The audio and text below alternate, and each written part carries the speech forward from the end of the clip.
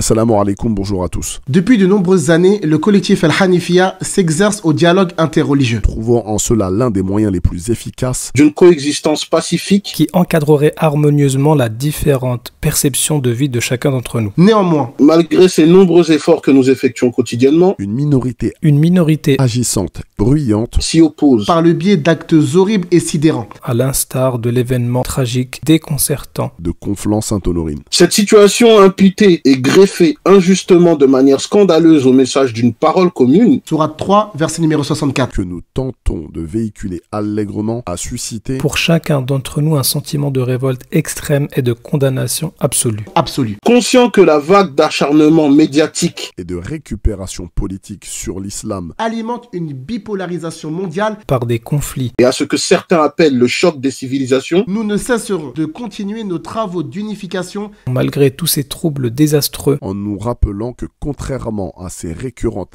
investigations médiatiques dont les musulmans sont injustement victimes l'islam est contre toute forme d'injustice. qu'elles viennent de l'intérieur ou de l'extérieur. et ceci en accord avec les valeurs enseignées par notre noble prophète Mohammed sallallahu alayhi wa sallam, n'en déplaise aux détracteurs. Sourate 5, verset 8. Ô les croyants, soyez stricts dans vos devoirs envers Allah Et soyez des témoins équitables. Et que la haine pour un peuple Ne vous incite pas à être injuste. Pratiquez l'équité, cela est plus proche de la piété. et craignez Allah. car Allah est certes parfaitement connaisseur de ce que vous faites. Nos pensées vont donc Pour toutes les familles des victimes, qui ont subi des actes odieux, Collectif Al-Hanifiya, étudiants en religion comparée.